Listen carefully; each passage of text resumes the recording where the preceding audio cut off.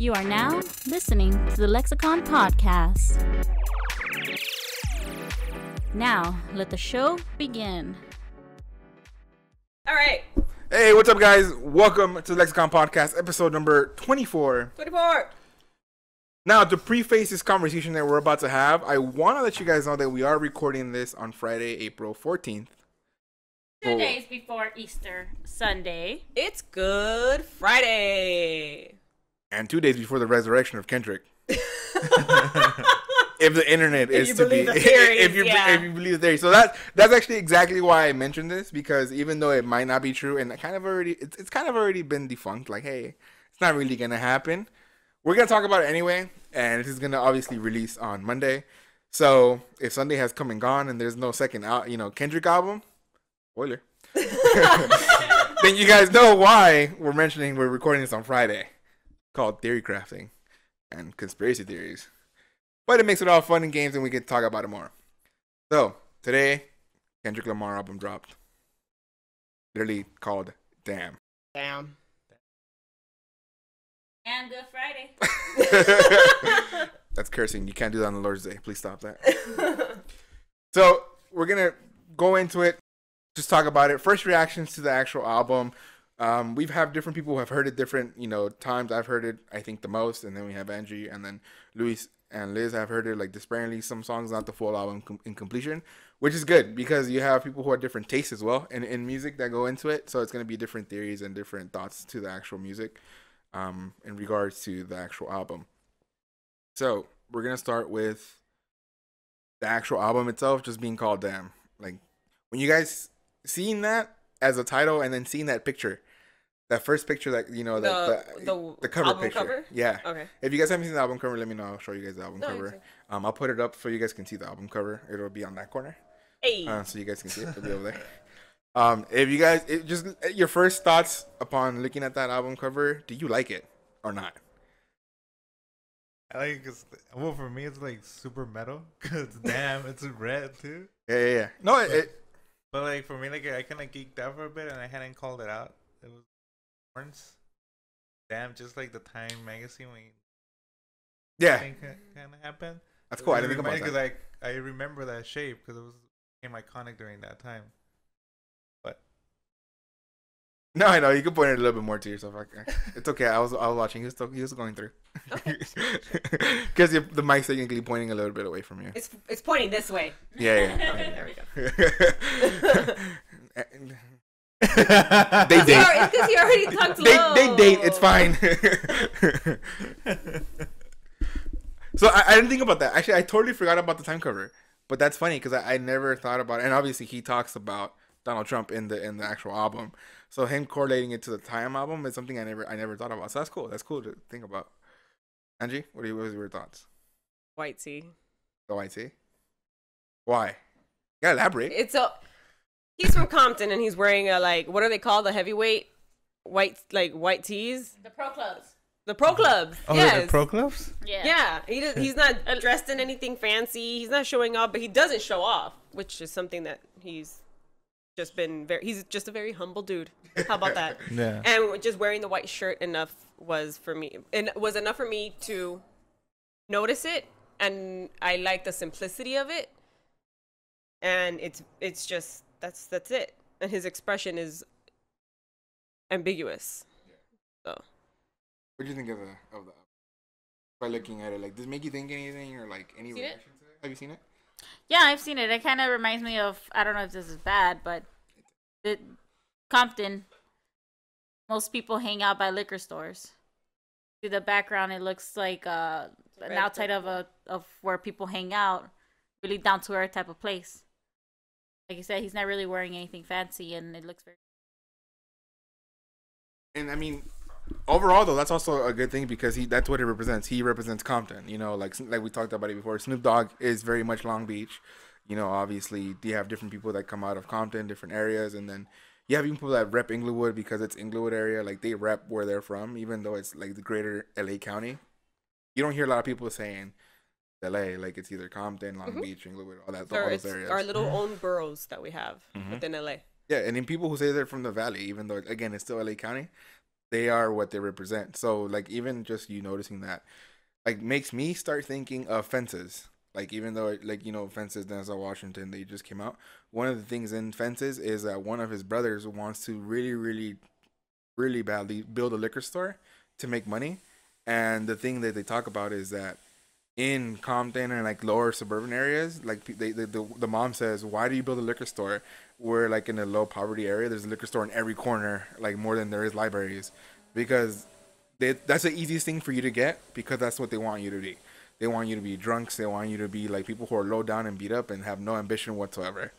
So I talk about ambition because later on in the album he talks about ambition himself and saying, "Tell certain people that I have ambition. Talk about me, but I am that person that has ambition." So that's pretty cool. Like you guys already having like different like theories to like what just from an album cover. When I first saw it, I kind of thought that's a really bad picture to have. Like just a quick shot. Oh yeah. It's like why do you have that picture as an album cover? But then I went down the rabbit hole. But it was good to be like, what the fuck? Because it makes you like want to know a little bit more. At least that's because I see that and then I'm like, okay, what's the story behind this? So and then obviously I started going down the rabbit hole of the forums and trying to figure out what people thought about it, just like I am now. And then the designer said he went for very minimal design and just literally damn was really easy to make. And then the theory, I saw people like trolling about the font and shit. Yeah. Like making fun of it already and like doing it, and obviously the whole time thing that I didn't think about. But then they also brought up the whole thing again. We talked about the resurrection.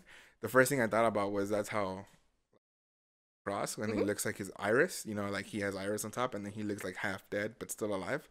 And I was like, maybe that's what they were going for without the cross being there, because it's he's being nailed to where he's from, like to the brick wall.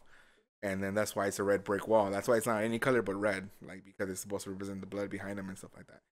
Maybe it's too much that we're reading into this, but that's the point. That's why it's so much fun. Yeah, that's interesting because there's many people that may not even think about it that way. They're just like, that's the album cover, bad picture. Moving on. Yeah, and but here we are, like it fucking represents blood. There's fucking horns on his head. He's fucking God damn it. He's Jesus. Is that really a white shirt? That's just extra white. God damn it. They fucked it up. Fucking use Downy on it too. Starchy. His fucking armpits yellow. That's a real. That's a real white tee. That's a real white tee.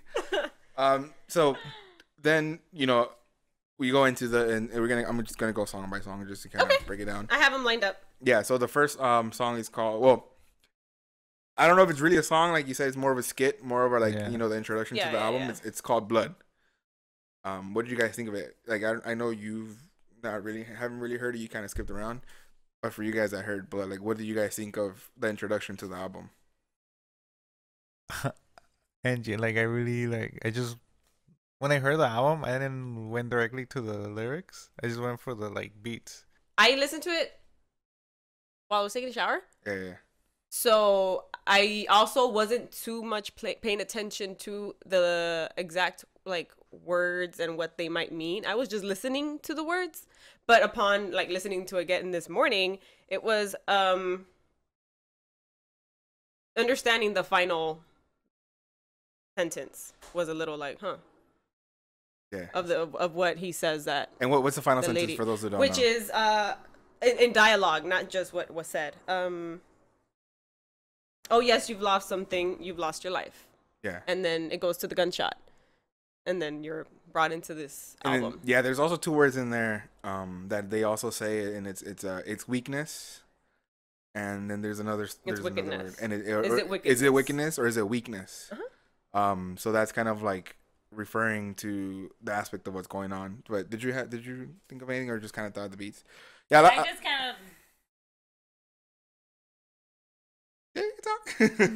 I woke up thinking, okay, I'm gonna listen to this on my way to work. It turns out that Amazon did not allow me because Amazon's big brother watching bitch, you ain't got no fucking Prime. So she knew. Yes. So I had to wait until after work. So I didn't really get a chance. No, that's okay. Yeah. For me, obviously the beats were a big part of it, but then I listened to it a lot. I listened to it like I think almost a total of 7 times.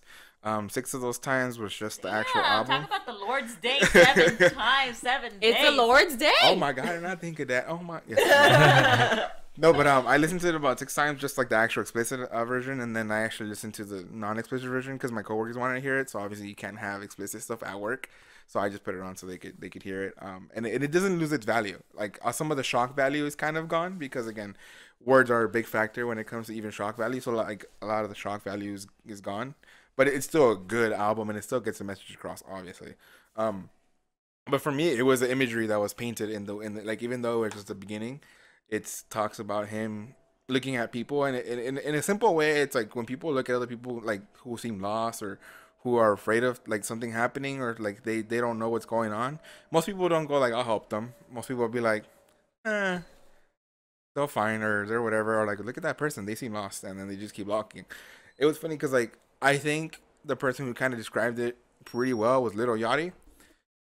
If you guys haven't seen him, there's a reaction video he posted up on I think on Twitter where he's reacting to the first like interlude or whatever, and then he's like, okay, Kendrick, like what you got, you know, and then he starts going into it. He's like, oh, you're nice, you're gonna help her out, oh, you nice, and he starts talking about it, and then she's like, oh, she lost something, what she lost, you know, so he's getting into it, like it's a story in itself. And then like Angie mentioned, she goes up to the lady, and the lady's like, yeah, you lost something, your life, and like shoots him. And then that's like the album starts, and it goes into the whole Fox News thing and everything, and it breaks into the second song. And a lot of people, again, driving into the forums, this is what I did because I wanted to like, I always love reading other people's theories and going into it. They start talking about how it seems to represent her being Lady Justice and him like feeling like a hypocrite for his other past albums for not really being the stand-up person that he thought he should have been, which he talks about a lot anyway, feeling like he should have been the person to talk out, but he never did. He's very self-deprecating. I mean, with almost every album, he said something along the same lines when To Pimp a Butterfly came out. Yep. Yeah. And then so like people consider To Pimp a Butterfly the coming out of the person who is the activist, the person who's going to be the rights, even though his other music also talks about it. The first one, a lot of people, like the first major album, not mixtapes, because people think underground and stuff. Like a lot of people were like, he's talking about things going on, but he's not really talking about how to make a difference. He literally created an entire story in a little universe. And then now he is being that person that says, okay, I got to sign up for it, and this is how you create that righteousness in this neighborhood. Hey, you create this righteousness, and it's as small as starting with helping other people out. Like if they always talk about Japan being one of the greatest countries to visit because if you seem lost, people will go up to you and say, do you need help? Where do you want to get to? We know we can see you're a tourist because obviously you're not from here. How can we help you? And a lot of people here don't do that. So even that in itself is kind of him saying, do this, but also be careful because you don't know, you can't trust everybody. Oh, yeah. So even though she's blind, she knows what she's doing. She's not dumb. Happens a lot. Yeah. Yeah, no, it's pretty cool. And so I mean, again, I listened to this a lot, and I broke down into like a lot of this stuff is obviously to everybody's own imagination and what they think about it. It's not all necessarily true. So obviously take that for a grain of salt. The next song is called DNA, right? Yes, which is like it just starts off as a banger, like right off the bat. This one, there's so much going on in this song, and I don't mean that in a bad way. Yeah. I mean that as in I wish I had the time to listen to it 7 times so I could more like better understand. No, it's fine. I mean, otherwise, personal plans didn't work out. That was my plan to try and listen to it as much as possible for the podcast. But I'm glad you did, and I'm glad you were able to go into all the theories because I would probably like gone down a different hole. But it's fine. So yeah, with this one, there's a lot going on, and I mean that in a good way because he has a lot to say. And if he's saying it out right off the bat, he wants you to listen. Anything specific, I can't really talk on it, so I'll pass it on to you. Regarding the beats, how about that? Oh yeah, like yeah. Well, I don't know what it was, but it was like I remember like the last minute where he starts just like the verse is going really fast, and then fuck, I don't know if it's like some scratches, or if it's like a bass or a guitar, putting it together. The spastic beat, though, it's spastic, it's fast. Yeah. And it's impressive. It reminds me of when we saw him at FYF. Uh-huh. Do you remember? And he went into For Free. Do you remember that? When he started For Free? No. What happened there? He started... Okay, so he was on stage, obviously. Yeah. And... He was on stage. Okay. And he started, I guess, talking back and forth with the fan. And I don't know if this was just staged or if it was actually a fan saying that he couldn't rap as fast as, you know, the album. And then he proved it by doing For Free. Like, I heard every word. And I was like, we were in a big ass crowd. You don't remember, huh? No, I bless don't. You. So that's what I've never seen him live, so no, yeah. Bless you indeed. You've seen him live. That's what it reminded me of seeing him do it live and then hearing it over a new beat, over another fast beat where I can understand what he's saying. But it's the song is so dense, but it's so good. Best way that I can describe that one song. Yeah, I kept listening to that song, but just that beat, because it just like. Even though I don't read into the lyrics or I listen to the lyrics, it's just how he rhymes, which is like the really nice fucking flow. Like, cause I haven't heard someone spit like that in a good fucking while. Like my favorite rappers are like Biggie and Eminem, just because of the way how they. Biggie's a true lyricist. Like I always get into arguments with people because obviously being from the West Coast, Tupac and Biggie is a big thing. Yeah. For me, Tupac always describes the feeling of the emotion in a song, but Biggie is a lyricist. Like he's the person who will literally flow about anything and tell you a story. And see, for me, like Tupac puts it in a picture where you see the image and everything, but Biggie can it's like cinematic with Tupac, and it's emotional, you know. But with Biggie, it's like he's gonna make it linear, but you're gonna understand what he's talking about even if you don't feel the emotion. And then that's why I think like Biggie for me is one of the true lyricists when it comes to it. But obviously, being from West Coast, can't really say that. Yeah. No, but just like my socks would not not approve. No. But yeah, it's just nice listening to those beats. Like, oh, okay. I remember something that kind of stood out because I just read the lyric and I'm like, yes, I thought about that. When he references "These are the breaks." Sex, Money, Murder. These are the breaks. These are the breaks. Yeah. And it's DNA, and he's talking about what makes him up. So when that came up, I was like, oh my god, he referenced "These are the breaks." Like there would be nothing without the breaks. What are the breaks? These are the breaks. Yeah, what are these are the breaks? I don't know. I don't know the artist. It's such an old fucking song. It's a song, yeah. I believe it's I don't know. I don't want to say that wrong. Cool Curtis Blow. Yeah. Curtis Blow's "These Are the Breaks."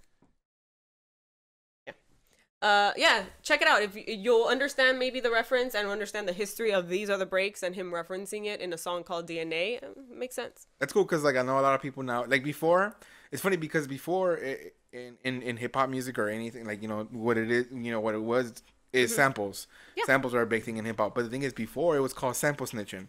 Like you couldn't tell people what the samples were because it was considered taboo in like hip hop. Even though nowadays there's literally like a big YouTube thing about like what the samples are for every song. Mm-hmm. Like now it's kind of okay to talk about it, but before, back in the day, it was considered sample snitching. Like you couldn't talk to people about what the samples were. You couldn't say what they were because it was harder to get a hold of music. It was also hard to get copyright. Yeah. So the thing is, like you get these rappers that have money to drop major money. Yeah, drop major money on getting a sample. Yeah. And then I mean, I don't know how many times I can tell you that I listened to like the original song that for example, what's the fucking Biggie Can't You See? Hypnotize. That sample, the first time I ever heard the original song, I was like, oh, Biggie. And then it started, I'm like, this is not Biggie. Oh. You know, when you start realizing it, that all these songs that have influenced these artists, that you start hearing the original versions, it's even more eye-opening into what, like, then you start wondering, like, why did he choose that song? It recently happened to me where, I know the samples for Kanye's music because that's what I do. And we were listening to something or watching something, and then Otis came out. Mm-hmm. And then I heard it, and I'm like, oh, that's the Kanye song. Mm-hmm. And I, like, from Otis from, Watch the Throne. And then she's like, what are you talking about? And then I started playing Watch the Throne. She's like, yeah, the same song. See, and I like that. I like that because it gives you an insight into whoever you're listening to. and what their influences are and what they listen to and stuff like that. And they're passing it on, and a lot of people are saying like, "Oh, this fucking new music and blah blah." Like, you listen around to the right people, you'll learn a lot more about history of music than you would just sitting in a classroom of history of music. Remember, we had that class. That class was stupid. Yeah, I hated it. It's hard because some people will teach it. People teach it by textbook, or people teach it by actual like. They'll make you listen to something and analyze it on your own. That was a textbook class, right? Yeah. That's what like. In that auditorium room. Yeah, everybody's different. Everybody teaches it differently. I mean, for example, I learned, like, for me, a lot of, again, going back to our last podcast, which was the high school stories, some of the stuff that I heard was my math teacher just telling me what it was in reference to. Because obviously, as a person like him who's always, like, in the upmidst of what's like a revolution or a political revolution, in a sense of, like, what, like, songs represent and, like, who's talking for the culture. Like listening to Mos Def and mathematics, like it's like simple, like, hey, it's mathematics, but then you start listening to the lyrics and then the sample beat down, and then he tells you, and then that's how I learned, like, hey, this actually has a meaning to it, because I had never had anybody Google else to teach me that. Now, and like you can deep dive into a fucking long ass hole of like things that connect all these songs together. It's how it happens. Yeah, and again, like, a lot of independent artists don't like you to say their samples because they don't really have the rights to use it, because it's so hard to pay so much money for it. That, again, it was considered sample snitching. But again, now it's difficult because everybody just kind of puts it out there. Like, these are the samples, especially if it's a really good one. But for me, like, speaking of samples, I'm just going to bring this up because I want to. Okay. One of my favorite breakdowns for a sample is Kanye and Good Life. He uses Pretty Young Thing, but he chops it down because he's a big, he's from the South, like, Chicago South Sound. He likes chopping music a lot, so he chops down Pretty Young Thing to PYT, and then he just like puts it into a Good Life, and it just, we'll hear that, and the DJ starts, Michael, and then they start chopping it down, and they go right into Kanye. People are like, oh. It's like, yes. You don't realize it because it's like so chopped up and different, but that for me is one of my like favorite like sample distortions that they use. But again, Kanye fan, you guys know that, so so much making it a Kendrick podcast. Yeah. Hey, Kendrick and Kanye are good friends, okay? They're in different worlds. Yeah, they are. They're different worlds, but I'm glad they get along. They get along. I mean, they still talk about the same, different things. Obviously, Kanye speaks to it in a much different and also different audiences. Yeah. Yeah. So, and that's a good thing. And then, but for me, one of the favorite things about DNA, and that's what I'm actually going to ask you about a little bit too, is the fact that he uses the Fox News sample after his BET performance of All Right. He, in Fox News talks about Kendrick being on top of a cop car, saying that they don't agree with him, and talking about the line that goes, the police they hate us, they want to kill us for sure. The news commentators, they read that aloud, and they say, I don't understand this, and I don't get this, and I don't think it's correct. And Gerardo Rivera, he goes on and says that, and candidly states that hip hop is the worst thing that ever happened to African Americans, and it's worse than racism for the culture. And it's like, that for me is a very ignorant statement to make, because you are kind of trying to make an appropriation to a stigma that has been here for years, and saying that something that is honestly born out of trying to make the culture thrive. Yes, it's understandable that a lot of it is not sensical with, drugs killing women and, derogatory terms. But then there's those who are what I think are the thinkers, and the ones like Kendrick, Talib Kweli, Yasin Bey, and stuff like that, Kanye as well, that bring up the culture, obviously in a different sense, and everybody in a different way. In a different language.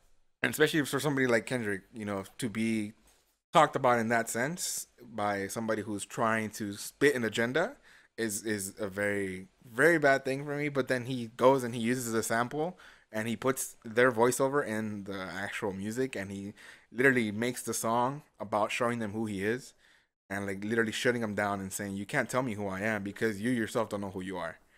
So like, hearing somebody like Gerardo Rivera like saying hip hop is worse for African Americans than racism, like, does that bring anything to your like mind? In our culture, it's like, having a person of our own culture spit in our face and tell us something negative when we clearly know that where they came from, where their roots are from. Hip hop is pretty much just telling the roots, how they came up, and story of people's background, just like any type of music. Kind of all I have to say. Yeah, no, like it's all folk at the end of the day. Yeah. It's all folk. Yeah, because I mean, a lot of it, and then again, they people talk about gospel, and it's the word. It's it's literally spoken word, and that's what it is. And to have somebody just kind of break it down to that derogatory term, like just kind of that's like try to mesh it into something that is nothing. It's kind of a very bad thing to see, and it's like why, as a person who's supposed to teach others, as a news commentator, you're supposed to spread the knowledge, not the ignorance, exactly. But that's what news is nowadays in Spanish. Oh yeah, and that's what he mentions that. By the way, we moved on to yeah. Yeah. Well, he uses the sample as well. He starts it off in blood with them talking about it. That's literally how blood ends, and it goes right into DNA. And he uses a little bit of the sample in DNA, and then he goes into yeah. Yeah, and then yeah. That's what it's called. Yeah. And he references the fact that they have an agenda by saying Fox News want to use my name for percentage, which is Nielsen ratings are everything. Yep. TV, like that. I mean, that's it. There would be no TV without these damn fucking ratings. It's crazy because like nowadays they also have mainstream media, which is what it's called now, trying to bring down the independents, even like YouTubers and stuff like that. We saw big hits on that, and kind of them trying to mold an idea of a person by saying this person is this, by bringing different things out of context, which is what they did with the reference to the All Right song. It's like, they reference obviously the fact that the cops want to kill him and he's on top of a cop car, and then use that small portion of the song and say this is what this is his only message to the youth. Even if you don't see it, like if you haven't heard Black of the Berry, Sweet of the Juice, and then it's like you don't understand that that's not what he's saying. Like he's teaching people that you're not supposed to act this way, but he understands that this is what's happening in America. You can't turn a blind eye to the people getting beat, people getting assaulted for trying to jaywalk, as they said, which is recently happened. Yeah. Jaywalking, obviously. Don't have raise your voice because now the police has an excuse they find an excuse to do whatever they want.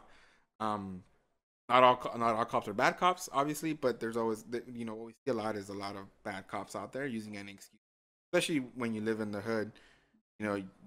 A lot of it is harassment, and you don't know. A lot of people don't know the rights, so they don't really know what they can say, what they can't say. You shouldn't say anything anyway. It's a lot easier to stay quiet because later on you have a reason to say I didn't say anything. More defensible for you. The reason why they have to read you Miranda rights, and that's one of the reasons. Like that girl that got shot because she walked out on the plastic surgery bill. She walked out because I don't know if it was. I think it was a butt procedure. She walked out, and I don't know what the cops were doing there at the moment. She walked out. The cops were looking for her. I don't know at what point was it, but she got shot because of it. Crazy. Yeah. So I mean, it happens to everybody. It happens to anybody. I'm like, if that were an American white, blonde hair, blue colored, eyes person, and she would have walked out, ma'am, we're gonna speak to your lawyers, and that's it. But because this person was a black person, did that. And yeah, it's a big difference for again what you see from different neighborhoods and different things as what you see to the understanding of how the cops are going to behave with you, with it being different skin color and stuff like that. So, but for me, like going back to DNA was a banger.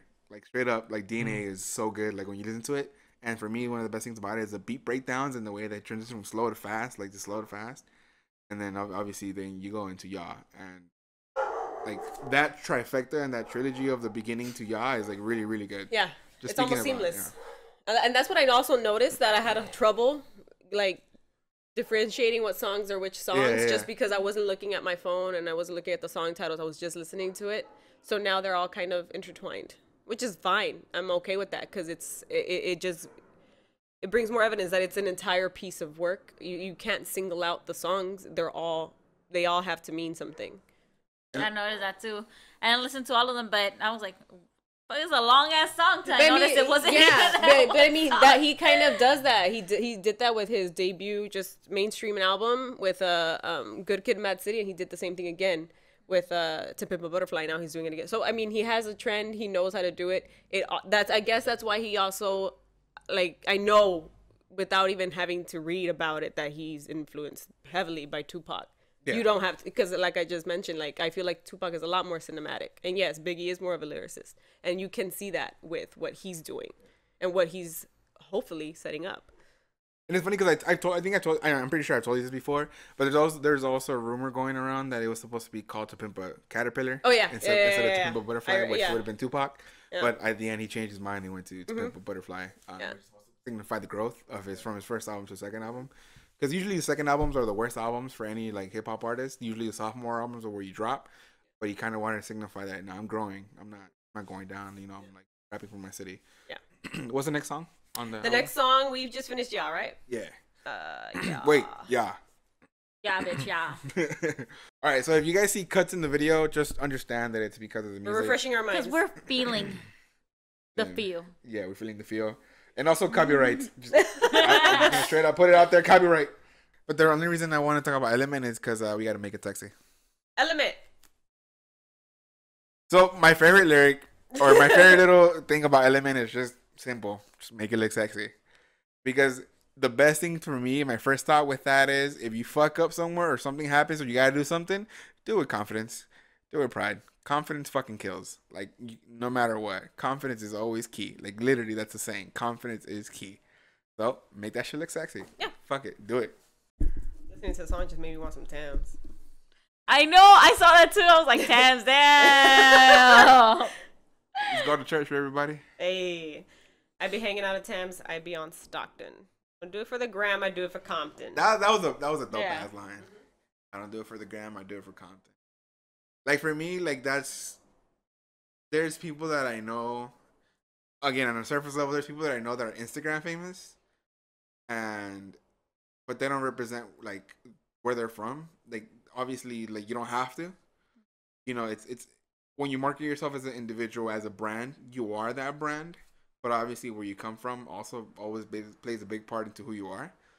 But a lot of people try to forget where they're from, and they try to just say that, you know, they try to portray something that they're not. For me, when he says that, like, I don't do it for the gram, I do it for content, it's like, I don't do this shit for fake love. Like, I do this shit for my city, like, for my culture. Yeah, and another lyric that stood out, Mr. 1 through 5, that's the only logic. Yeah, you can reference the heart part 4. But fake my death, go to Cuba. That's the only option. Tupac. Damn. If you guys don't know, Tupac's actually not dead. He's in Cuba. Living like a girl. Yep. That's just fucking funny, though, that fucking picture. What'd you say? He grew up. You guys know the phrasing, right? When somebody was an ugly duckling, and then obviously he never was because everybody like fucking loves him. But when somebody's an ugly duckling, and then in the future they are like now hot, yeah. The saying is they glowed up. I thought glue because she was talking about referencing the woman. I just Yeah. No, but wait, what were you referencing? Lisa's like, yeah. Wait, what were you She referencing? glued The herself. girl, the picture. Oh yeah, the picture that yeah, looks just like him, but as a girl. Yeah, I've seen that one. Yeah. No, but yeah. That's Yeah, funny. I know. When she mentioned, I was like, holy shit, I remember that. But yeah, no, in reference if like if somebody's an ugly duckling and then later on they turn out to be hot, they glowed up. Annie says, you know. And if they grow up and look ugly, se chingaron. Oh, pussy. I'm sorry. You want to stay on No, I'm talking about. I'm saying sorry to the ugly ducklings, like pobrecitos. Oh I my mean, God. obviously I'm not like that. Porque you know what they say. En el mar, la vida es más sabrosa. En el mar. Oh my God. Dude, you guys remember that shit, dude? Shit. That shit was the best, dude. Sopa de caracol. Pasito tun tun, pasito tun tun, pasito tun tun, pasito tun tun. You remember watching the Risas Vacaciones? Yeah, that's what it's from. Oh, okay. Really? I thought it was just like also singles. Well, I mean, yeah, but they use it a lot in there because he would The always musical score. yeah, they would always go to the beach. They were always at the beach, and then like obviously like the guy would be walking in the beach like this. Yeah. They'd be like pasito tun tun, pasito tun tun. That was epic. Oh, no, I want to watch it. Yeah, but the song is like in the whole thing. But they used that on Risas and Vacaciones, dude. Yeah. Now that I think about it, dude, I don't know why they never did a weekend at Bernie's with Risas and Vacaciones. That would have been the fucking best. Been good. You know what the weekend at Bernie's is? Negative. A weekend at Bernie's is people were using their uncle Bernie and they're taking him on a trip, but he's dead. So they take him everywhere, but he's dead. And so they put sunglasses on him, and then it's weekend at Bernie's. That guy. He's partying. They have a blind dude, no? En Risas Vacaciones. Yeah. So, Dumbass. Yeah. Well, se hace. Yeah. Like how it's cinematic. Well, not cinematic. Just like how it feels like Compton at night or sometime during the day because of that guitar riff is so apocalyptic. It is. I was actually thinking. Because this morning I'm watching Escape from New York. You know, like the score on that movie is like techno, but like doom. It's pretty cool. So that guitar is pretty tight. I like it. I like the more than just like the background noise, and then the thing is, like, when people were talking about DNA, people were like, man, I feel like I'm ready to go out there and start my day, or like in a more sense, I feel like I can punch anybody at this time. I feel hyped. And then when you think of Feel, it's like, no, Feel is for me is a fighting song. Like for me, Feel is him fighting against everything and saying like, yeah, we all have feelings, but fuck your feelings. Like, like I'm not the only person that is gonna stand by and say I have feelings. Like I'm gonna not care about yours because nobody cares about mine. Like in a quick sense, like obviously he's the one saying like he's fuck your feelings. That's what he said. Going against it. I think that's pretty cool. Like going against the grain. But at the end, hey, like that song is just quick and banging. Like it's just good. For Feel, there's something that stuck out. Which helped me even put together better the theme of the album, which is our current climate and racial tensions and our election. And he says, feel like my daughter compromised and jaded, which means he's symbolizing, I'm getting this from Genius. Yeah. So I'm getting this from Genius, really cool website. And I thought about it, and I thought about it literally. Oh, he's talking about maybe a daughter he plans on having one day and how he feels like, fuck, I'm bringing a human being into this world. This is what she's going to deal with. It gives you doubt, especially, I mean, him and his own personal story, trying to make himself understand what's going on, and how is he going to make his daughter feel, and how are the future, generations, people that are born, late 2000s, early 2000 teens. Yeah, it's different. It's gonna be way different. Yeah, because I feel that watching TV like in the 90s, like watching like, I don't want to say like the black person like doing really good, like going to college and doing really great and having a family, being able to afford a family, but like Kendrick is putting in a perspective of like the real people, like people that live in these areas of LA, and it's kind of messed up that you just can't have a family. Yeah, and he also makes it into universal tone. Yeah, because he has a lot of cash, like he's an artist. He's a creative artist. His cash flow is a lot different than others. Yeah, so I'm pretty sure he can have a family, but he just put in his perspective that, hey, like, he's finding out that this world is so fucked up that, like, there's no point of him to have a child. Like, it's just so hard on just because he's not the color of his skin, like, it's fucked up. Yeah, and I mean, that's how it is. A lot of people, like, minorities, immigrants, and stuff like that, they come here for the dream, but then when they get here, they start understanding that it's a lot more difficult than when it seems. Even I've had people told me to like, I've heard different things about your country, but you come here and it's not as great as it seems, but it's still a lot better than where I'm from. But it's still crazy enough to think that we're born here and we have a privilege, but not all privileges are given to us. There's a lot of them you have to fight for. Pretty crazy to go on. Obviously, like I think I forget in what song he talks about. I think it's in Ya. He talks about as well, which goes into the song about feeling is. You mentioned obviously him having to have a daughter, and then he mentions that for him the thing that what he notices is that when his niece sees him on TV and says like, "Yo, that's Uncle Kenny," like that's my ambition, because he tells her out of the event like, "Dude, I have ambition. I have obviously I'm not a politician, but I know how to make. I know what I'm striving for, and what I'm striving for is for my niece to be able to see me on TV like, yo, that's my uncle, and be proud. Yeah, something to look forward to. Yeah. Be proud, and like J. Cole has a song called No Mentors, like, and then he talks about the same thing, like the only black people that you know of are the ones that are dead, because those are the ones you see on TV. You never see the ones that are doing well, because they only always acknowledge the ones that have died or the ones that are going to jail, the ones that are doing something wrong. And so in that aspect, like the same thing Kendrick's saying, like I want her to be able to look up to me and say he's good, and I want to be like him, or I'm proud of him because he's my uncle, and then. Like that's literally one of my ambitions. So you bring up that whole daughter center, like something like that. It's pretty crazy. especially us that we have a kid now, one of the greatest things that you think about is, I don't want to fuck up.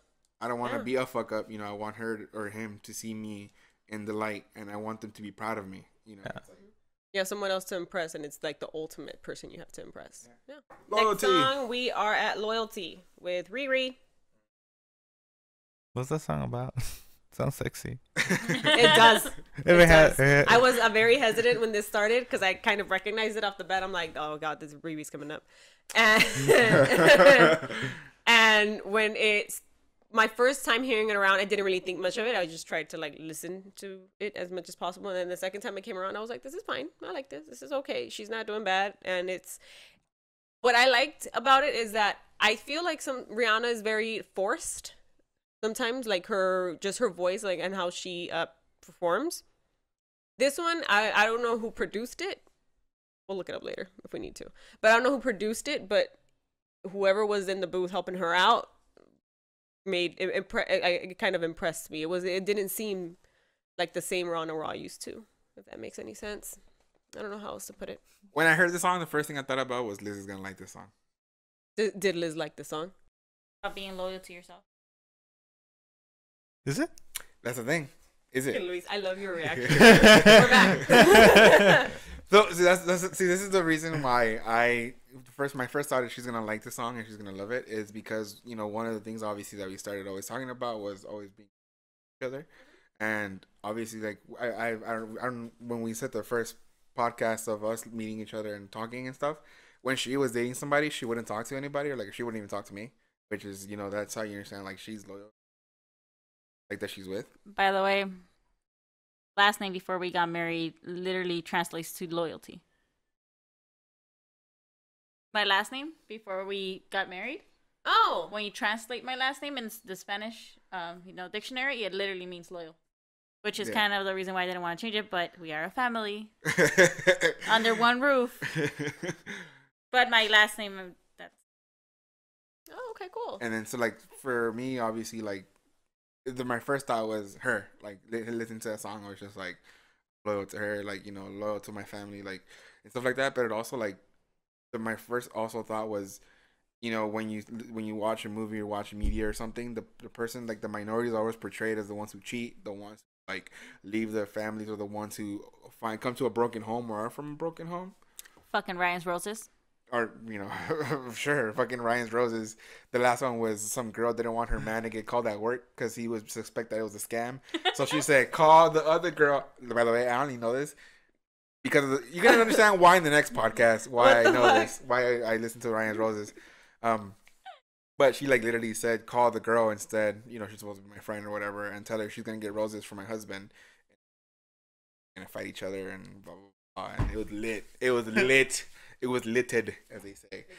But yeah, like the first thought that came to mind was, like, I think Kendrick's song about this because, you know, minorities and, you know, African Americans are always portrayed as cheating or as, like, two-timers or as, you know, in the taboo culture of them dating somebody other, you know, them dating. They're dating around. They're around. Exactly. Or, like, dating somebody else that's not, you know, the same race or anything like that. It's always considered taboo. And then for me, my first thought was, like, he's saying, no, like, you're loyal to what you want to be loyal to, whether it's money, fame, yourself, somebody else, or, you know, whatever. You're loyal to a T if you want to. Like, it's not a race thing. It's not a whatever thing. It's a person thing. Person has their loyalties to whatever. And then they talk about not only just material things and bad things and just being a gangbanger. And I'm alluding to being a gangbanger or just being solo or whatever. Is it love for the streets when the lights get dark? Like, and that's how, you know, you imagine you're running around in the dark, especially in LA, and someone's out. You always think, like, what the hell? Why are you out? Fuck? Yeah. Like, excuse you, go back home. You know what's crazy? Because I always, like, when I'm driving home, like, it was late at night or something, like, I had to go something or I'm working late or something, and then I see people who are waiting for the bus, like, late at night. Yeah. I'm just like, fuck, man. Like, yeah. I'm glad I never had to go to that struggle. Yeah, yeah. I mean, that's how it is. That part. You just, like, gave me, like, flashbacks of retail and leaving late and being mad that I'm off late and then I have to drive to work, and then seeing the people at the bus. I'm like, shit. Yeah, like, you kind of started thinking, like, fuck, man, these people they're not loyal to their work. They're loyal to themselves because they have to feed themselves, and they're loyal to their family because they got to feed their family. and people work 2-3 jobs, you know, and then the thing you do to be loyal to somebody is insane, especially when you want to prove it, you know, especially if you fucked up before, and in order to prove it, you are willing to go like heads and tight like bounds and leaps, all that crap to do something, buddy. But at the end of the day, if you just always stay loyal to that person, or you just, you know, like she said, like if you always prove it to me, like there's gonna be the easiest thing in the world. Like there's no reason to be doing all this crazy shit if you never fuck up in the first place. Right. Is it? And it has to be. And I like that he did the song with a woman. You know, yeah. It makes sense why a female would be on this song. Pride. Pride's up next. I think this is a song that's produced by the 18-year-old, by the way. Steve Lacy, it is. I'm on Genius. Right? Yes, See, it is. I can tell because he has a demo out también on Spotify, and yeah, a little bit slower, a little more 7 cents kind of crap. Gluteny. It reminds me of Nirvana for some reason. Like, if Kurt Cobain was still alive for at least 5-10 more years, and he was writing music for his daughter, yeah, like that's how it would probably sound like. The music sounds very distorted, very like it, yeah, like very like it kind of tries to bring an emotion out of you. Yeah, and then like you feel that like when you're talking about it, and he starts off with talking about death, talking about like, you know, you're gonna die, but you know, like your pride is what's actually gonna destroy you, and what's gonna somebody being a very prideful person, a lot different than somebody willing to kind of understand that yeah, you can have pride in something, but it doesn't mean you have to stick to it 100%. You could be wrong about things. You know, you're not gonna be right about everything unless you're me. One of the standout lyrics. I know. I'm sorry. My husband, you guys. My husband. One of the standout lyrics for me was, "I can't fake humble just because your ass is insecure." Yeah, I mean, you can make an argument for both. Why you should be humble and why you should be proud of being humble. I mean, of showing off your stuff. And I think the reason he puts that in, and Genius has it as well, is the fact that I heard this song, I heard this lyric, and then I thought of Humble, the song. Yeah. Right? So you're like, and they're very different. I can't fake humble just because you're insecure, but then you're telling me to be humble, bruh. But then I thought about, well, you're the only person who would be able to do that. You know, I mean, he is, and he keeps saying it himself. He is one of the greatest rappers alive. So 1, 2, 3, hey. 4, 5. I am greatest rapper. Yeah, so alive. you can't really you can't really argue that lyric. And it's crazy because Pride and Humble, the one's a very slow, methodical song, and then Humble is like quick, and obviously like you just want to bounce to it. It's a slapper. You just want to get on a lowrider and make that shit bounce. Let's move on to Humble. Yup. All right. First of all, we haven't brought this up, but nobody's praying for him. Nobody's praying for Kung Fu Kenny. Okay, can I he's referenced that. Yeah, sure. The DJ drops are a bit annoying because they're louder than everything else, and the fact that happens really, really kind of irritates. Wait, what are you talking about? The drops when it's like, the world premiere. Like, oh yeah. And then like time for Kung Fu Kenny. What happens on Earth stays on Earth. Like, all right, dude. It paints a picture of me. It reminds me of Do the Right Thing. Yeah. Okay, I get it. It reminds me of old school. Like, see, if you know these things and you start connecting the dots, it's like, fuck yeah. I thought about Samuel L. Jackson saying that into the mic when it's fucking hot outside and he's just there chilling behind the mic. Yeah. It brings to you that picture, and he's showing you exactly like what the whole thing feels supposed to be. Yeah, the environment. Yeah. He's giving you the environment. I get it. But when my volume's up and the songs are like low and all of a sudden they fucking scream in my ear, it irritates me. Okay. That's the only thing I get it. That's the only thing that irritated me. I mean, I get why he did it. I get why he did it, but that's the only thing that irritated me about this album was that. It's like the it did catch me off guard at first, but I haven't really listened to it through headphones. I listen to like okay. I said, I know. songs. Sorry. It gets irritating. Especially when they say fucking world premiere. It's like, dude, this is not a radio station. It's gonna be 20 years from now and it's like world premiere. Yeah, exactly. Yeah. So nobody prays for Kung Fu Kenny. King Kendrick. Anybody else? Throw out the nicknames. Hey, Dot. Hey. Any idea what that's in reference to? Or Reddit digger?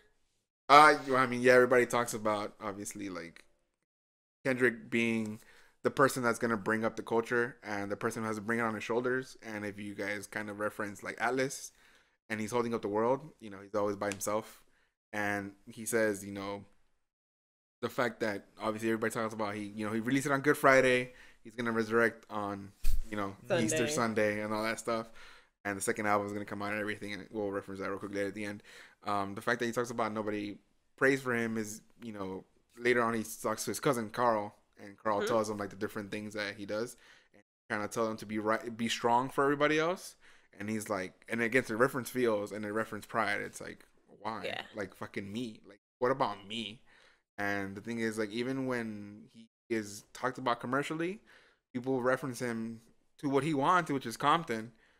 But the thing is, if he ever fucks up, who's gonna be the one that saves him or steps in and say, no, it's Kendrick? Doesn't mean Compton's this way, or doesn't mean the culture's this way. Is that he fucked up? Obviously, hopefully he never does.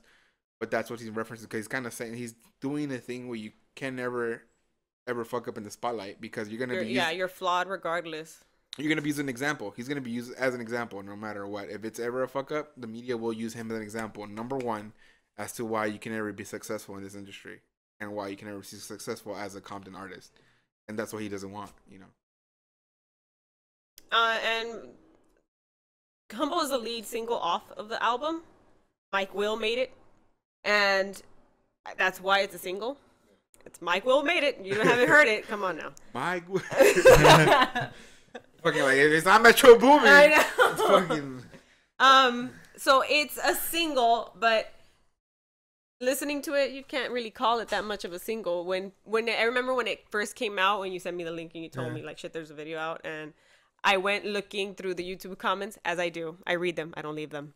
And oh God, leave them, please. No, I don't. I like watching people argue about shit. God. You know, it gives you different perspectives. Be nice, to us, please. But people were saying like, this is fucking weak and blah blah blah, and then people that are like really hardcore Kendrick fans coming in like, you don't even fucking know what context it is. You haven't listened to the whole album. Kendrick stands, please. So, despite it being a single, I'm glad it has substance. Yeah. It's not weak. A lot of albums, sometimes you buy the album and you're like, that's the only good song. But then you buy this album and you're like, oh, no, that's not the only good song. That's actually like a background song, if you think about it. Like for everything else, it's like, holy shit, there's so much fucking good content that if he does release his second album on Sunday, then it's going to be fucking crazy. Yeah. Right? Why don't you try to like whip one up in 2 days? No, I'm pretty sure he has a lot of songs. No, he has to be at Coachella. It's gonna be fucking crazy, man. Shut up. His Coachella set is gonna be dope. Hey, they stream it. I know, we're watching it on Sunday. Live stream, guys. We're gonna see Good God tomorrow. We're gonna be on Facebook live streaming. No, I'm just kidding. I was gonna be like, no, you didn't book that with me. What were you gonna say? I forgot. Oh God. Dive into the lyric aimed at women, and how people saw that as a positive and a negative, and people that were like, well, nobody needed your opinion. Thank you. She loved it. Thank you, Kung Fu King. Which one? The one about the Photoshop. Oh yeah, fucking loved it. I fucking see these fucking females. I'm gonna call them females. Posting pictures with their freaking, I don't know what kind of filter they use where their freaking face looks so, whatever it is. It looks so freaking porcelain. But Glam Glow. Glam Glow? They do that, and then I can't fucking stand it. They use it on their kids. They use it on their man. I like it when they use it on only themselves and not the rest of the picture. Or that too. You can see the fucking trash in the background. Shit. You know the number one, almost number one selling app on iTunes, the App Store? Facetune. Oh, I know. That was funny. Oh my God.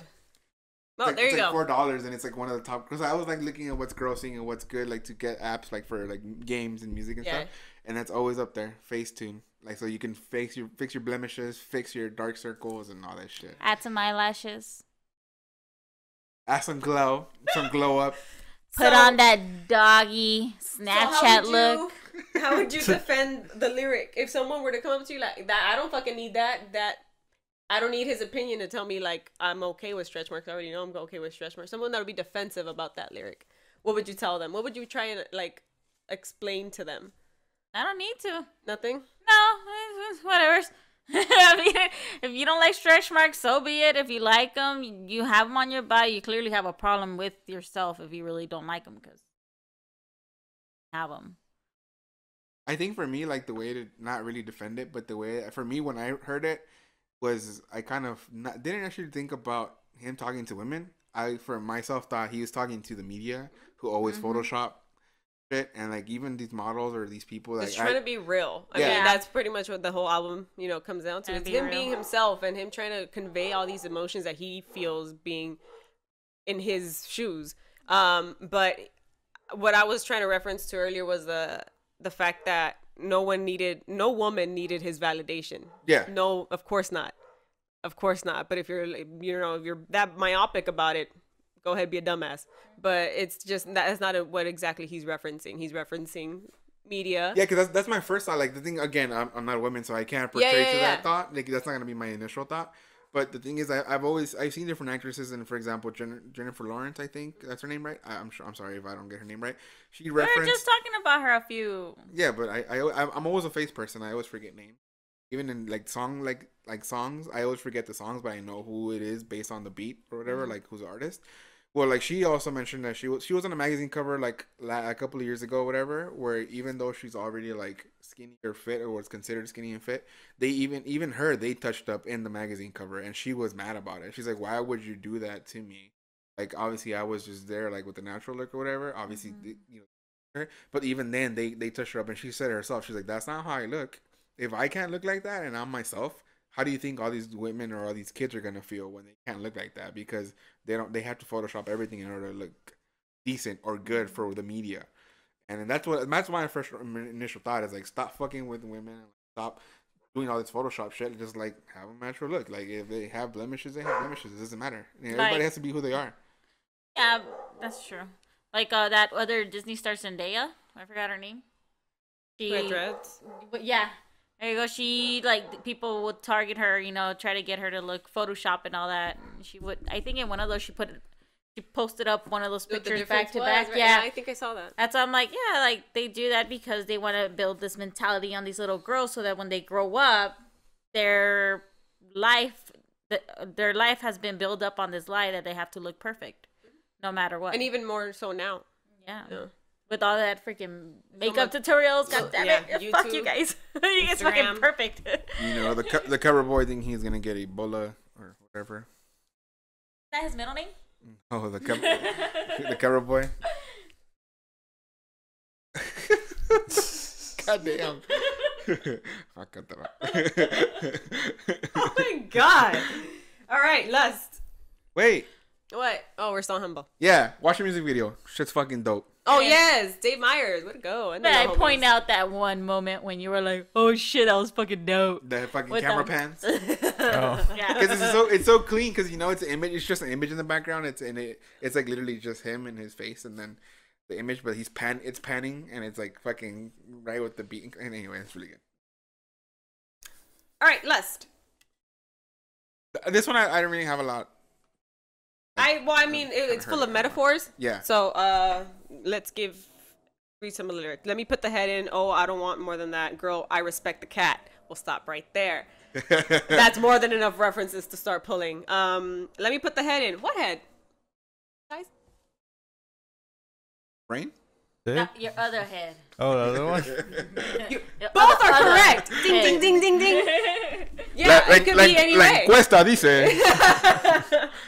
So that's it's wordplay at its finest in a way, and then girl, I respect the cat. Grab her by the pussy. Yeah. Reference to that, yeah. Many things. Yeah. But I mean, it also reminded me of why did the dog chase the cat? Oh yeah. Yeah. Right. See, for me, my initial thought was he obviously talks about Trump and says like he's not a president. It's not all gonna be about him, obviously, but that's my initial thought when I said I respect the cat. Or so with that being said, and that already in your minds, the next one is the following that lyric, I respect the cat. I promise just a touch. Let me put the head in if it's okay. She said it's okay. Get consent, guys. Your PSA. No means no. Yes. No means no. Yes means yes. She said it's okay. You can grab her by the pussy.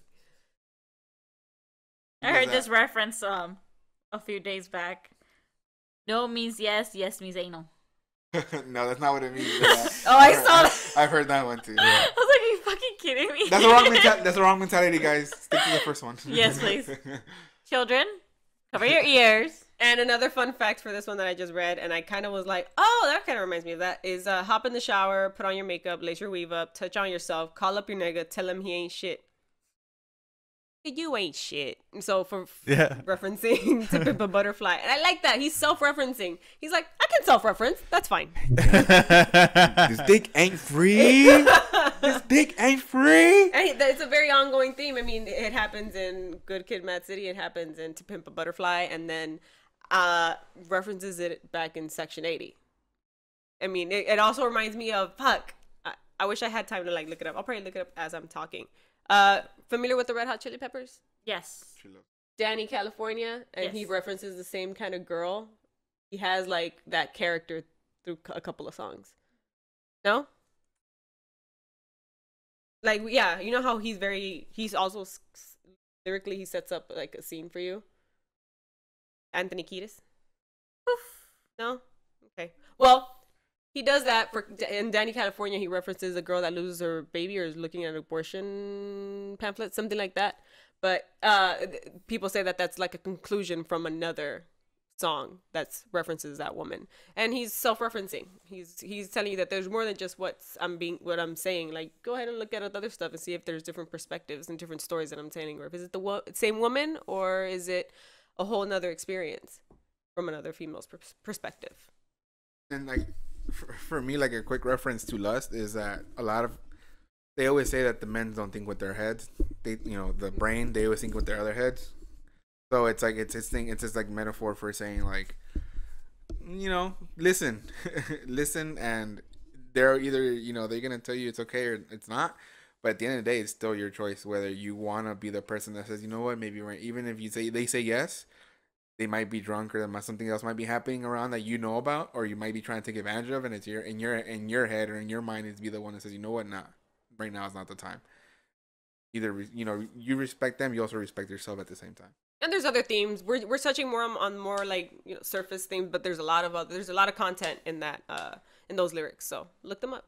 Next is Love. I feel like we're going through the 7 deadly sins. They're like 14 of them. So that's one of the, that's one of the things I thought about too, though, because he uses like obviously pride and lust is gluttony, and in a sense that he talks about it that way. The way he talks about it and references all that. So, and then of course the way that he goes from, because we have to touch on the point that if you're listening to the album right now, he's dead. Yes. If literally the first song he gets killed. And right now, what it is, and he says it in Humble, it's it's paranormal vibe. So it's like you have to understand that what he's in the general sense of what he's trying to say, or what I think he's trying to say, is that he's down looking upon us and seeing everything in the world, and specifically seeing everything in the culture. And you have to understand that they mention it later on that we're gonna get punished for worshiping other gods. What he's trying to mention is that the teachings that you get from a book that everybody references, which is the Bible, is not the only teaching that you need to have. You need to have the teaching of the street. You need to have the teaching of your peers, your mentors, your parents. Not one book is going to have the answers to everything, and not everybody's going to have the answers to everything either. Nobody's perfect, but understand that there's not just 7 sins. It's more of an aspect of live your life. Like what they say, like treat others how you want to be treated, and make smart decisions. Like if you know it's wrong, why are you doing it in the first place? I love this song. Why do you love this song? Wait, what? Oh. Hey, we both have a song that reminds me of the significant other. Yeah, it really. I mean, it's a very nice song. It's not bad. Wait, lust or love? Love. Well, first of all, if you guys don't know, he's been with his girl since high school. Wait, Kendrick? Yeah. Yeah. Damn. He's like, damn. You know what? He got her a good one. He's rapping. He's made money, and they stood together. Hold on. He brought up a good meme from back in the day. That old The cartoon used to go, damn. Anyway, that's a high school reference as well. So. He's just talking about his devotion and something that I really, really, really liked that he said. I'm trying to look for it before I fuck it up.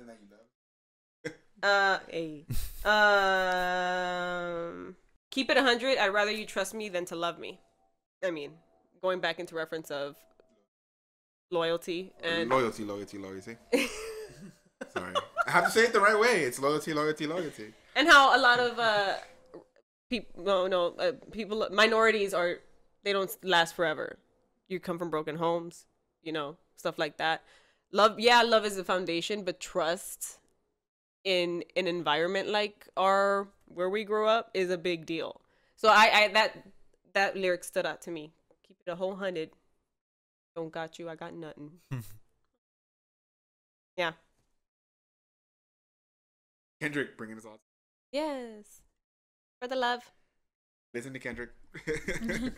Use this as It's a very nice song. It's a sweet song. Yeah. It's a really nice song. It kind of reminds me of like a slow down, kind of like what Poetic Justice was for Good Kid, Mad City. Triple X. Period. Dude, okay. You too. Yeah. Fuck, that shit was a song. That was good. Dope ass song. That was a really, really good song. Fucking Bono killed it like always. I was like, if this food comes out wailing, I'm gonna not like this. My first thought is, oh my god, here we go, another iTunes song we can't delete. But no, it's a good song. It's a really good song. It's something that me and Luis were talking about because we both really like this song. Him more than me. Yeah. As Beastie Boy references. It has not references, but samples. The inspiration. Yeah, no samples. The inspiration behind it is Beastie Boys, and we're assuming. I'm gonna say it is. And what did I tell you? NWA with the DJ scratch, and the police sirens in the background. You know what they reminded me of? Yeah. Chin Check. How it's the beginning of the album reminded me of Chin Check, and then with that also reference to Chin Check, because in Chin Check it starts off with the girl, she's in the house, and she calls the cops, and she's like, help me, he's in the house, he's inside. Like, oh my god, he's inside. And then she finds him, and okay. W. Yeah. And I'm like, oh my god, Kendrick. And I mean, he's pulling these motherfuckers left and right from how to leave, and we're catching him. Real quick, for those of you guys who are nerds like me, and you guys have played The Legend of Zelda, the new one, The Breath of the Wild. This is funny. I saw it on Reddit, and once I heard it, I couldn't stop. They said this guy, he says the very beginning of Triple X reminds me of Zora's Domain. Obviously, you guys haven't played it, you guys won't understand. But those who have played it, Zora's Domain is what reminds them of Triple X. So once I read that, did you hear it in your fuck, head? Yeah, because I had just finished Zora's Domain like a little while ago, so I'm playing little by little. That's cute. So I was like, fuck, man. Now I can't stop. No, he's like, man, he's a gamer. He's not Logic. What the fuck, man? Wrong rapper.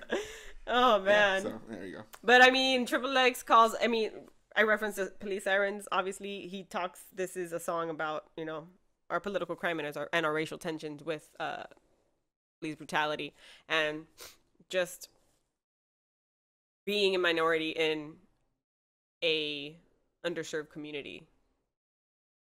It's that in a nutshell, and it's beautifully told. It's beautifully explained. He explains it. He doesn't do it in a feed you kind of way, but yeah, he makes you wonder, why did he say that? Let's see if I can find one. Let's say someone who's younger that is listening to this, 12, 13, and listens to it and says, "Ain't no black power when your baby get killed by a coward." What are they? I'm wondering if anyone would be like, what the fuck does that mean? And someone who might not be aware, or, you hear Black Power, you think Black Panthers, and leads you down to another history hole. And then you start thinking Malcolm X. Yeah. So it's all encompassing, the song. Yeah, when I heard that, those lyrics, my first thought was obviously like, again, now that I have a kid, a lot of things I hear, I'm going to reference like my kid. And then the first thing when he said is like, if somebody puts a gun to my kid, I'm gonna kill them.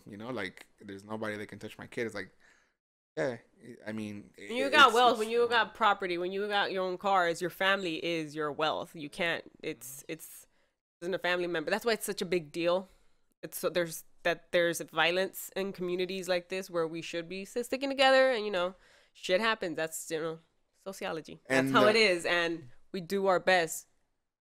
That's also in reference to the stigma that in the hood you're never gonna make it past 25. Exactly. He references that a lot. He calls out his own age. This is a Kanye thing too, because there's a song that he says, "Nobody thought I would make it past 25." Well, guess what, motherfuckers? I'm still alive. Yeah. And Kendrick also references the fact that in the next song, he references the fact that being 7 years old, being 17 years old, and then being 27, you have different fears. I think that has a lot to do with the time itself as he was growing up, because I think my brother's around the same age as him, right? And he even said it himself, like, if it wasn't for me moving away and not living here, I'm sure I would have probably passed. I wouldn't have made it out. It's just the fact that being minorities in a community like this, you really don't see a light at the end of the tunnel. You gotta chase it. Yep. You gotta chase it hard. Yeah, go after it. All right. Should we move on? Triple X enough? This was your favorite song. Yeah, but I wasn't even listening to the lyrics. I haven't even listened to the lyrics. But what, or read the lyrics, bro? Yeah. Tell us about the beats. Beats. Hey, beats. You want me to listen to it? Because this is, for me, I like Triple X because of the fact that it switches the transition from slow to fucking fast and then to like melodic with fucking Bono. It's so fucking dope and clean. It is. It's clean. This song, when I was listening to this song, I think I was listening to it probably in the restroom when I was doing my hair after I showered. This song. And I had my speaker like off to the side here, and I was just doing my hair, and then it started, and I was like, I looked at it, I was like, okay, so this is you too, okay. And then I'm doing my hair, and then like it starts to get good, and I literally was like looking at my speaker like, damn. Yeah, because you text me later on, and that's the only song you have texted me about the whole time. Yeah, that's the only song you're like, Triple X is a banger. That's it. I think I hadn't finished it yet. Oh, okay, yeah, and then that she just like that's the only song she texted me. So I'm like, yeah, that's gonna be a good song. And then if you go down the different forums and threads, everybody's like, fucking Triple X, fucking YouTube's like fucking dope as shit. That's one of the best songs. I had just finished it. Yeah. There's a lot going on in that fucking song. I'm telling you, this song is one of those, like a two-parter. Like this song is one of those songs that just like the beats are crazy, and then he himself switches the inflections on his lyrics. Like when he starts rapping, and it's like da da da da da da da, and then he just goes back into it. Very jazzy. Yeah. And then the part where he talks about his whole family, like if anybody touches them, like they're dead. Like I was like, word. Just make sure you don't miss any family member because they're gonna be like, yo, what the fuck? What about me? Like if you didn't mention me in that, like let's say I'm his cousin, he didn't mention like, oh hey, Mike, touch my cousin. I'm sorry, you're like shit. Hey bro, what the fuck, man? I'm not Kanye's cousin. I didn't see his laptop. Like shit, man. Like what the fuck? So I that was good. And then fucking Bono just comes in melodic like a motherfucker and just takes the song, and then Kendrick still goes on it. I like the part where he says, "Oh, like I'm gonna talk to you about gun control. Pray for me." Yeah. Because gun control is like one of the biggest like issues that comes when it comes to politics. Second Amendment, people either want their guns or they don't. So when somebody's gonna talk about gun control, fucking better pray for them because it's gonna. You want to get controversial? Start talking about guns and babies. Yep. Next one, we are going to Fear. The longest song in the album. Yeah. So it's the longest song in the album, but I think it's also one of my favorites. Reminds me of what you must call it? Sing for Me, I'm Dying of Thirst. Yeah. So like in a quick recap of the song, this song he talks about being afraid of his mother when he's 7, being afraid about like by being judged and stuff like that, and afraid of like different world things when he's 27. So it's like he talks about different fears at different ages. Obviously as a kid you're afraid of, and 17 you're afraid of like your peers and everything, high school age and stuff like that. Unless you're Stephen Lacey, then you're like fuck. And then when he's like 27, it's like, especially for me, like I'm 26 but I have a family, so it's my fears are different. I no longer really think about myself first. I think about kids, my family. But in the same thing is like once you're 26, 27, start thinking about different things, bills, house, rent, Also when 17, you're still kind of okay to live under your parents' house and influence. I thought that was really crazy how he made that. And talking about when he's 27, he can't even like accept he's still in denial about his own success, and how he Money. Yeah, how he wonders like what the fuck, like is this still happening? God playing a joke on me. You know, he has more than enough reason to think that way. You know, someone who is just as talented as him no longer on the earth. But that's where he's headed. That's where he is. It's easy for him to start thinking that way. Especially in this game. And then he mentions Rihanna in this one. And, you know, the financial fuck up with her financial advisor and stuff like that. So, you never really trust who's going to be. Obviously, he has a fear than we do at that age because of. But, you know, the fact that he references that and it kind of says, you know, this is money is a. Because people are like, why don't you spend your money? You know, yeah. I want to save onto it because I don't know what the fuck's going to happen tomorrow. Another thing he references that he's dead in the album is what happens on Earth stays on Earth. Can't take these feelings with me, so hopefully they disperse within 14 tracks carried out over wax. Or more, maybe on Sunday. You never know. Yay. Yeah. That whole it's self-titled Fear. All his fears manifested. The emotional intelligence on him is like ridiculous compared to other rappers. You wanna set that up, you can start arguing with emotional intelligence. That's why you want to compare him to Tupac. Like, the whole emotional thing, and then Luis just can't take it like this bitch. And like it's a thing too. Like Tupac was always talking about striving for the culture and trying to educate those young black men. Especially like he said, when he got interviewed, it's like you got to educate those around you, and these people are the ones that are always being scrutinized and stuff like that. And he is putting the emotion of the culture of the street, and obviously not everybody's gonna like what he has to say. And same thing with Kendrick, not everybody's gonna like what he has to say. Everybody teaches in different ways though, so you never know who's gonna say it and how. But this is when I like. These are the kind of songs that I pertain him being the way that he is and the way he's referenced to Tupac. Even though sometimes it's a lot to be referenced to, such a great artist like that. But he takes it in strides and he takes it well. So. But I like it that he grabbed it and went with it, because like the first time I ever listened to Pimp a Butterfly was in my car, and listening to it from start to finish, and you get to that last fucking song on the album, and then Tupac starts talking, and you're like, what the fuck? That shit was tight. Like he pretty much like held hands with that fool throughout that entire album just to present him to you at the end, and like, look, this is why I'm here. Without him, I'm not here. Yeah. Moving on. God. Okay, God. You just heard it. Do you want to say anything? No? No. I think we're winding down too already. Okay. So yeah, like I said, I think that God is the wind down to the album, and I'm about to start fucking saying another like Reddit kind of deep hole thing. What if the album is him like just yes, of course he's dead, and the whole thing is an allegory to the people who have died at the hands of justice. So Again, the blind woman reference. Yeah, the blind woman reference at the beginning. And now what he is probably, I don't want to say that it is, but he's either considering himself a god, or just in reference to God and how being who he is makes him feel. And it's winding down like it is as in a retrospect. Like because I like the song itself, because like it's called God, but it's very soulful, like in a sense, like melodic. Like you've already gone on these freaking long highs, and you've gone through the reference of having your pride being set, and then all of a sudden telling you at the peak, like, yo, be humble, like chill. Now you're being brought down, and then you go down to this reference of God. And normally when people think of God, they think of the all high reference, excitement and strength. But he's also telling you that God could be melodic and calm. God isn't always the person who strikes with fear or strikes you, down because you're taking his name in vain or whatever.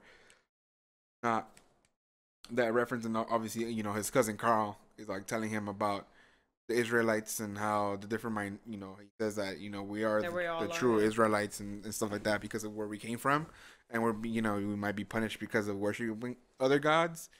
But you know, he's also talking in reference to everybody can reference themselves as a god. Go back to Watch the Throne, but like Frank Ocean says, you know, like what's a, you know, what's a ma to a king, what's a king to a god. You know, everybody has different sentiments to each other, but you can't think of yourself as the only one, or you can't think of your religion or your thought as the only one. And again, you know, your neighborhood isn't the only one. You gotta bring yourself down to the eye level of everybody else if you want to ever be revered as a big thing. So I think that's what he does there. It's like I think he brings himself down to the level of the culture. And he said he tells everybody, I'm not afraid to big pun somebody. I'm not afraid to go after these rappers that, you know, he says that like I'm supposed to, I put up and bring up black artists. I don't, but just because, but black artist is not the same thing as a weak artist. A whack artist. A whack artist, I'm sorry. Yeah. But he references like the fact that in that sentiment here, you know, for the album is that just because you think you are what you are doesn't mean you really are that person or that thing. You know, like there's gonna be imitators, just like, you know, he mentioned earlier right at the beginning. So going with God before he finishes out with Duckworth, the fact that he, you know, it's kind of letting us know that people say we're gonna be punished for referencing other gods, but doesn't mean that there's only one, or that there's gonna be imitators in your life that are gonna try to bring you down to make you. We're moving on to Duckworth. The first thing I think about is when he finishes it. I think of when I keep on thinking he's gonna go into levitate, because he goes like da da da da da. So I keep on thinking he's gonna go levitate, levitate, levitate, levitate. But then he goes right back to blood. Like he goes back to the beginning. Finishes like the song and it goes back to the beginning. And people that were like talking about it and stuff were like, it just made you want to listen to the album again. Like it just made me like, it takes me back to the beginning, makes me want to listen to the album all over again. So, you know, it kind of puts you in the trance, in a loop.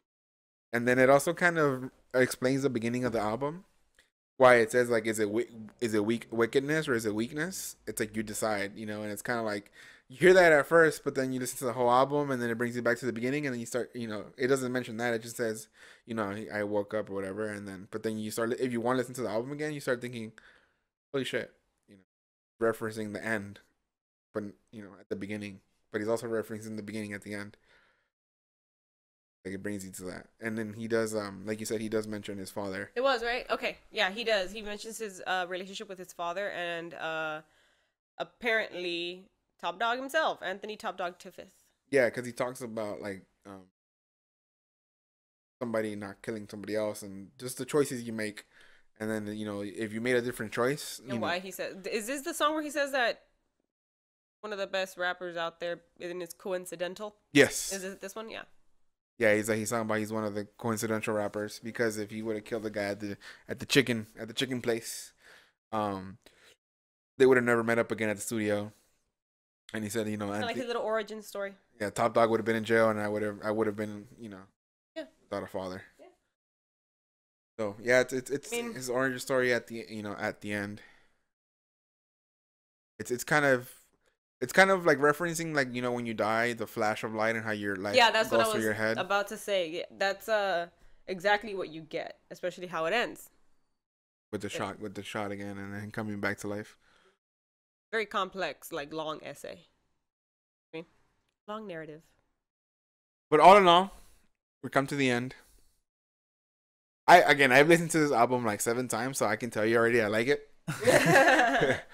It's just, it has a little bit of everything. And for me, I'm a big fan of lyrics. So like beats are a big thing, but for me, I'm a huge lyric. Yeah. And I'll always try to see what else they're mentioning, you know, the double entendres. And that's why, like, I always say I'm a big Kanye fan, because he always changes his music around. And so I like the fact that Kendrick is not saying what the same thing. Obviously, like, To Pimp a Butterfly is so much different from Kid Mad City. Most people would be like, no, it's just generic hip hop, whatever. But you can tell the influence and the way that even the way that he's rapping in To Pimp a Butterfly, he's a lot more angrier than he is in this one. And this one, he's kind of, he's playing the role of a teacher, looking inward and trying to explain what he's seeing. Yeah, and that's exactly what you reference when the movies and everything, when somebody dies, is like they start looking back at their life and like, what the fuck did I fuck up on? What did I do right? You know, if I was to teach somebody to do something, what would I have done? And I think this album portrays that very well, like life and death, like, you know, the seconds of, you know, somebody being dead. She just woke up. Sorry, you guys. I've been in a deep sleep. You know, I was in the album itself. No, this album reminded me so much of that one song, 7 Years, by Lucas Graham. I don't know if you guys ever heard of it. It's not a country song, okay? I know his name sounds country, but it's not a country song. It literally starts him off at 7 years old, where his mom is telling him, you know, go and make friends, you know, blah, blah, blah, like trying to encourage him to do something. But somehow he pictures his life from there.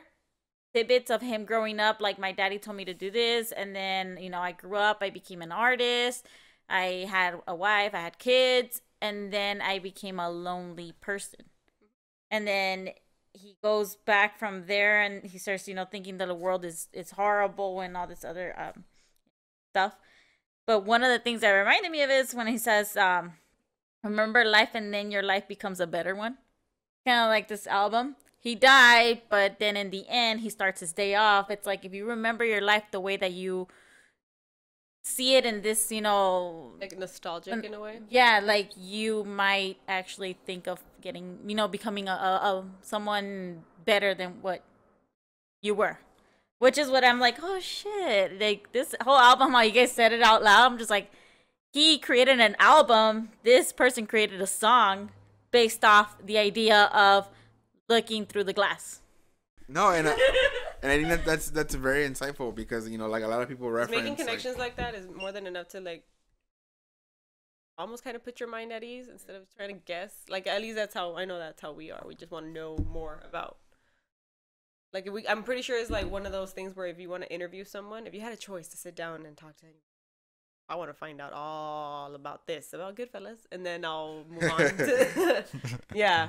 I would like to talk to the 100-year-old black lady sitting outside, because she will have so many stories, and in 100 years. Is this a real person? No, but I would love to.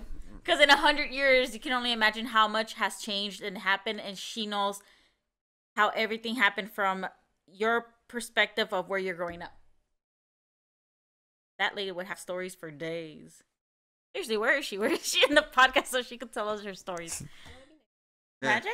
And back in my day. That's cool though, because like when you said the looking glass, like the first thing I thought about was, like, you know, like, obviously, is a reference to the Bible and stuff like that. It's always like, funny enough, everybody who preaches that book or teaches that book, you're learning from somebody that is no longer with us.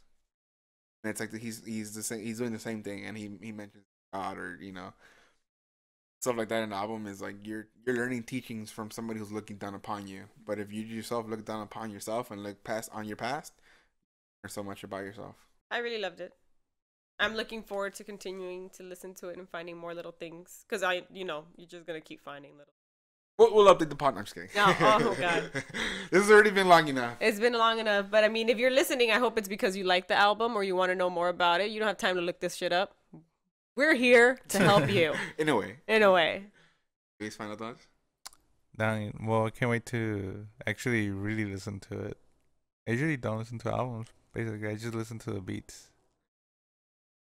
But this is like a really great album. Like, I thought like Frank Ocean, his last Boys Don't Cry, was really awesome. Like, I think this one speaks at a different level where it actually brings the communities, like, it puts a perspective for like the future of our nation, and it gives like, he's like the voice. And it's also challenging. Yeah. To other rappers.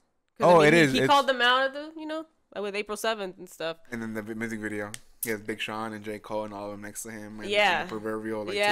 Yeah. So, he's just in a different lane. Like, he's in his own lane. Like, no one. But it's not like, I feel like he's also saying, like, I don't want to just be in my own lane, bro. Like, come on over. Like, let's do this together. But it's not. And the way he has to say that is by being aggressive. Yeah. And then how we know. And then he's also calling out mainstream media with the Gerardo Rivera. Like, that's the perfect example in news. Like, they just love getting into tap media. Yeah, like stop spouting an agenda. Like learn from our culture and stuff like that. So, do you have anything to say? Sorry, you forgot. I just can't. Oh, I was cracking my knuckles and my neck. I was gonna say like you just cracked. I can't stand hearing other people cracking. It's like when I can't stand hearing people chew. That's why like if we're eating something on the podcast or something, I'll make sure I cut it out because like if I can't stand it or like different like lip smacks, like literally I'll go into the podcast and I'll be taking all those out, like little lip smacks and like different like sounds like that. I'll take them out because if I can't stand it, I'm sure a lot of people can't stand it. Yeah, people are very picky. All right, so end the podcast. I'm gonna go down the proverbial rabbit hole of why the people think there's gonna be a second album on Sunday. All right, it's gonna be a real quick read, and it's again the person who put this together came from a lot of people, different things. It's kind of already been shut down, but I'll talk about that at the end. But again, it starts off like this. This is just for fun. You never know if it's gonna be or not, but you know, ARGs. A lot of people love ARGs, like which are the puzzles of like the mainstream and doing stuff like that. So this is just another puzzle people kind of put together, and it might be real or not. So, Soundwave puts up a pic of Morpheus. Soundwave, if you don't know, is one of the producers. Soundwave puts up a pic of Morpheus and says, "What if this isn't the official album?" And then people start talking about Humble because he says that Kendrick says my left stroke just went viral. Morpheus holds the red pill in his left hand and the blue in his right. And then, so the second thing is Kendrick and Soundwave both changed their Spotify to Blue Bricks, but Damn is Red Bricks. So it's like, again, reference to blue and red. And then blue and red are all over Humble, plus a video. Plus TED Talks is blue and red. Like, that's like their colors. Industry on Ice Packs, which is the other color on Heart Part 4, which is blue. And then Damn is red. The first track is Blood. He dies on Damn and he's resurrected on the Blue Pill album. When you hear is a paranormal vibe, so that he dies on this one, comes back to life in the second one. Which again, it's kind of you're blowing Luis's mind. It's kind of already it's kind of already kind of shut down though because he does come back to life in this album, but this is in the sense like he resurrects in the next one. Again, Jesus died on Good Friday. You know, he comes back to life on Easter. Also, like another quick thing is the iTunes page quickly showed April 16th as a release date, but then they changed it. So everybody's thinking, hey, what the hell is that about? But it's probably just a mistake. And then another one that somebody puts is one thing that really got me believing is that on Blood, it begins with, is it weakness or is it wickedness? You decide. So, aka, are we going to live or are we going to die? Which is like, you know, in the Matrix, you know, you could choose the red pill or the blue pill. Like, you know, choose the fate of everybody. Then at the end of the album, he goes all the way back to the intro, and he can decide and then you can decide if you want to listen to the album where he lives or you want to listen to where he dies. So like you can either listen to the old album where he's alive or you can listen to where he's dead, which is the new album. Or, you know, if the new one comes out on Sunday, is that one when he's alive. So you can choose which one you want to listen to, whether the album on Friday or the album on Sunday. And then this is, I'm telling you, it's a crazy rabbit hole, but it's fun. It's fun. It's fun to like think about these things. Yeah, this is crazy even for me. Critical thinking. Yeah, it does. This is like freaking WebMD. Either way, you're gonna die. And then wow, relax, babe, relax. And then another thing is what Luis mentioned is that the M in Damn looks like, you know, head horns on his head. And then people are, you know, kind of speculating that the new album is going to be called Nation. It's going to have O on for a halo. And then the producer of God, he just posted, you guys don't even have a clue what's going on. Not a fucking clue. And then a Top Dog Entertainment management member posted that yesterday.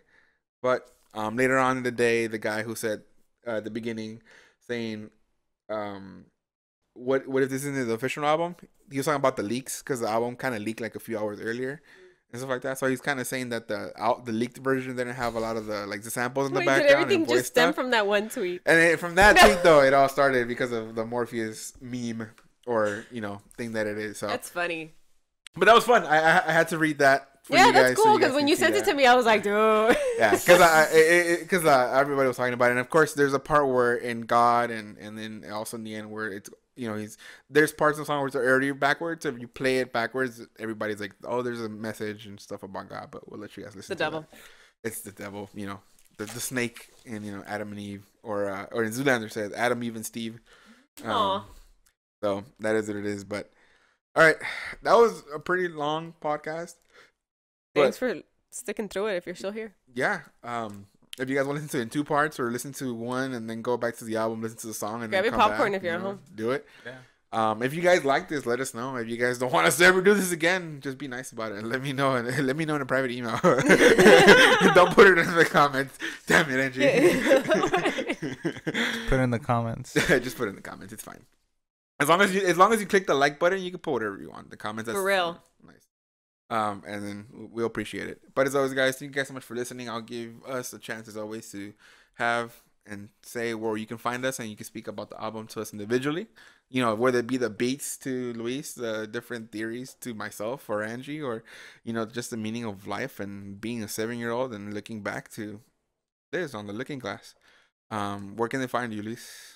You guys can find me on Instagram under LUISITWO, Luisi2. You can find me on Snapchat at Angie_Ness, ANGIE_NESS. Liz? Am I the only one that didn't notice that you didn't look at her phone? Hey. I was we had a 2-week break. I'm doing great. I was gonna say that, but I don't want to say it. I also gotta change your description because I still have your. I'll change it to the gram. I'll go back to Tumblr in another month. You guys can find me on Instagram under Liz_thebiz. And as always, guys, you can find me on Twitter at exclusively_Lex. You can also find this podcast, if you listen to the audio version, on YouTube at youtube.com/exclusivelylex. If you guys can support us financially, you guys can go to patreon.com/exclusivelylex for now. And you can support us from anywhere from $1 or more, whatever you can. If you guys can't, it's okay. Just share it with your friends. Leave a comment on the YouTube page. Hit that like button. Just share it with everybody. We definitely appreciate it. I forgot to bring this up. Give me a second while I do it. If you guys are on iTunes, we definitely would appreciate it if you guys can go leave us a review, leave us a 5-star review, and we'll go ahead and shout you guys out at the end of the podcast. So we haven't shouted this person out yet, so it's gonna go out now. On iTunes, it's big_Lou27. It says hilarious. Keep it up, 5 stars. Yo, thank you so much, man. We really appreciate that. Thank you. You have a cool dog. And as always, guys, thank you guys so much for listening to the Lexicon podcast. This has been episode 24. This has been Kendrick. And as always, guys, if you guys do anything, make it sexy. Make it sexy. Damn. Sexy. Take care, guys. Bye.